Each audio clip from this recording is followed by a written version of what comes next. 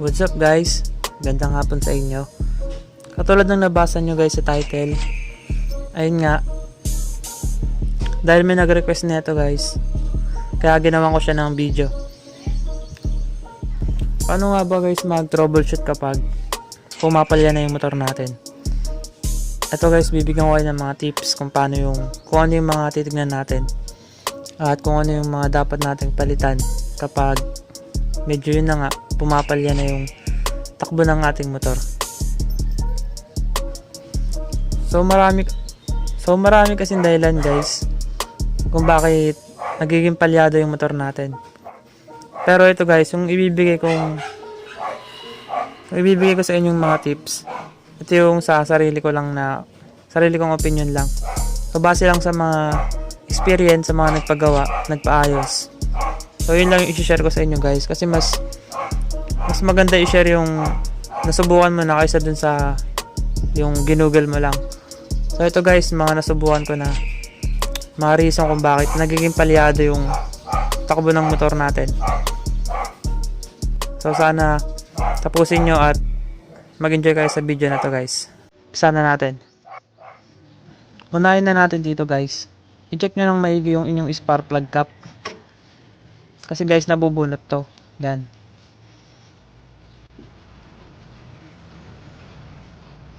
Yan. Kasi guys, minsan dito pa lang nagkakaroon na ng problema, kaya nagiging palyado yung takbo ng motor. So, di nila alam, wala na pala yung wire na to. Hindi na pala siya,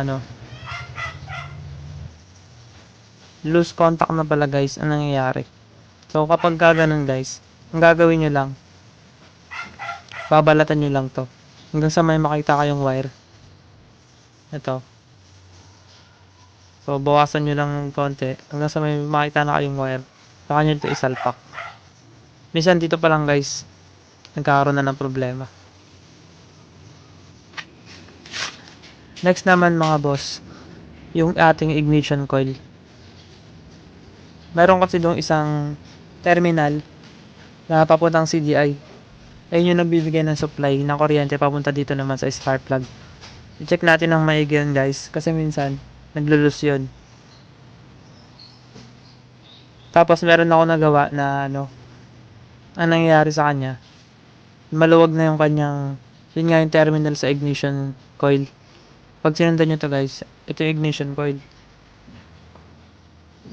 Yung dulo niyan, meron niyang terminal na parang sa busina. So yun, dapat yun, masikip yun. So yung iba guys, lumuluwag lang yung kaya naglo-lose contact. Kaya nagiging palyado yung motor. Next guys, yung regulator natin. Lalo kapag battery operated yung motor natin, like Mio or Barako. Importante na dapat ayos yung regulator natin. Paano natin malalaman guys? Dapat yung kanyang red, yung kulay red sa regulator nyo, dapat nagkakaroon nyo ng supply kapag umaandar yung motor. Kapag yun guys, hindi nagkaroon ng supply, may tendency na pumalya-palya yung takbo ng motor dahil kukuha lang siya ng power dito sa battery. Kapag nalobat yung battery guys, ang mangyayari sa motor nyo ay mamamatay na lang. Para matesting nyo guys, tanggalin nyo yung fuse ng motor nyo. Ito, fuse. Tapos i-start nyo. Kapag yun umi-start, ibig sabihin okay pa yung regulator nyo dahil nagsusupply pa siya ng 12 volts. Pero pag hindi umi-start yung motor nyo guys, sira na yung regulator nyo nun. O kaya loose contact yung connection, yung wirings. Next guys, yung ating ignition switch. Dapat ito kasi guys, hindi siya naglo-loose. Ayan. Yung iba kasi guys, dito naglo-loose to, hindi umiilaw yung neutral nila. So dapat yan, pag on mo pa lang, automatic na ilaw na agad to. Kapag yan nawawala-wala, pati yung ilaw ng dashboard mo, ibig sabihin guys, naglulus yung ignition switch ng motor mo. Marami na akong nagawa ng ganun guys. Pumapalya-palya yung motor nila. Yung pala, naglulus contact lang yung kanilang ignition switch. Ito yun. Tapos, tingnan nyo rin minsan yung socket. Ito. Yung socket ng ignition switch. So, dapat yan masikip yan. Minsan kasi yan lumuluwag. Next guys, yung ating stator. Ito yung pinaka-importante sa lahat na i-check natin kung pumapalya yung motor natin. Kasi guys, yung stator yung pinakamahalaga sa lahat ng parts ng motor. Kapag ito guys, may sira na, yung stator natin nasa loob nito yun. Bale, ito yung itsura nun guys.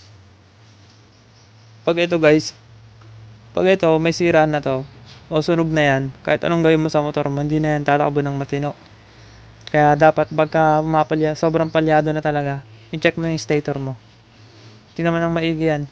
Kung may sunog pa siya, makikita mo naman yan, katulad na ito, sunog na.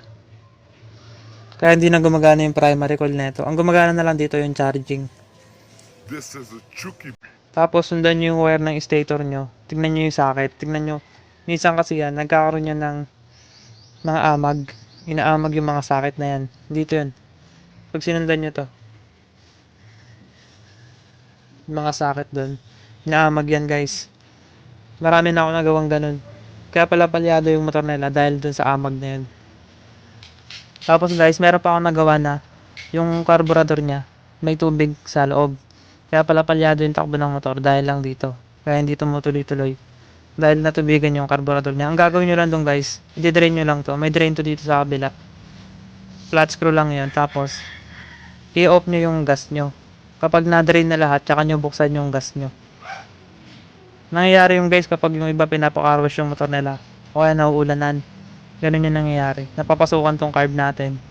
Kasi pag may tubig to guys, umiilalim agad yun. Kaya, hindi talaga tatakbo yung motor natin. Dahil yun yung may higop ng carburetor natin, yung tubig. Tapos isabay nyo na rin yung air cleaner nyo. Ito yung air cleaner. Minsan nagbabara, nagiging barado yan. So dapat yan, lagi nyo nalilinis. Yung foam dyan guys, sobrang alikabok minsan yan. Hindi na nakakahinga yung carburetor natin. Kaya nagiging reason kung bakit nagiging palyado yung takbo ng motor natin. Pinaka last guys, yung ating valve clearance. So hindi pwedeng maluwag, hindi rin pwedeng tukod. Nandito yung nakapwesto guys sa loob. Yun yung sinasabi nila na i-tune up. So hindi naman kailangan na monthly i-tune up yung motor nyo. So may tinutune up lang yan kapag kailangan talaga. Nararamdaman nyo. So gumawa na kasi ng video nun kung paano nyo malalaman kung i-tune up na yung motor.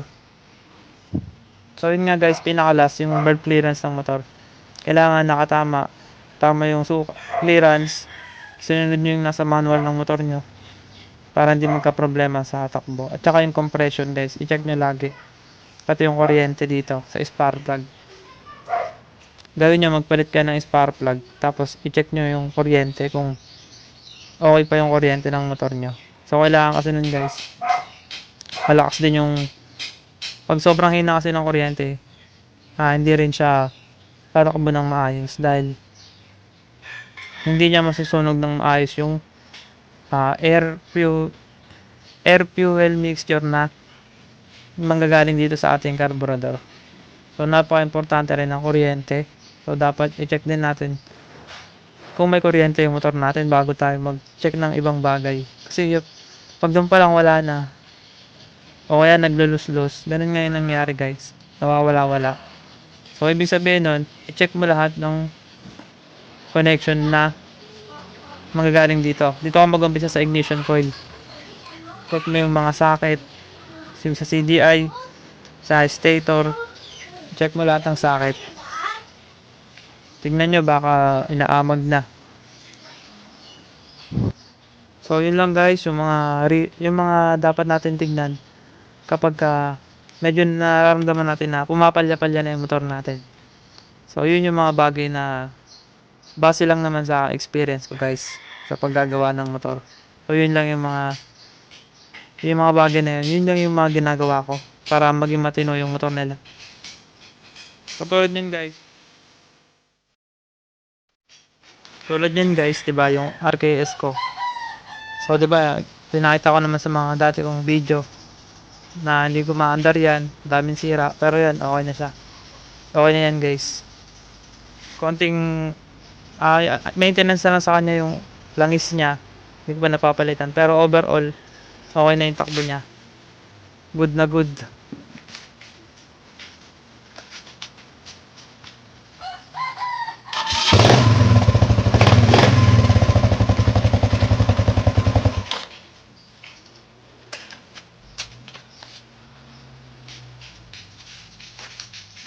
Hindi na sumasakit yung ulo ko dyan guys. Sa RKS na yan. Madali na siyang paandarin. So yun lang yung mga bagay, yung mga sinabi ko kanina. Yun yung titignan nyo guys. Pag magpapatino kayo ng motor. So yun lang yung magbibigay ko ngayon tips guys. Kung may tanong kayo, i-comment nyo na lang sa baba. Tapos kung may mga request kayo guys, comment nyo lang para magawa natin ng mga video. So yun yung pinakamagandang request. Yun yung gagawin natin ng video guys. Yung marami ring makaka-relate. Kung nga pala guys, malapit na tayo mag 50,000 subscribers. Abangan nyo yung gagawin ko na kung paano ko i-celebrate yung 50,000 subscribers ko. Kung paano ako magpapasalamat sa inyo guys. So may gagawin akong content para doon. So pinag-isipan ko na yun guys. At meron akong makakasama para doon. So yun. Ito lang, hanggang dito muna guys yung video natin. Kita-kits na lang sa next video natin. At ingat lahat. God bless.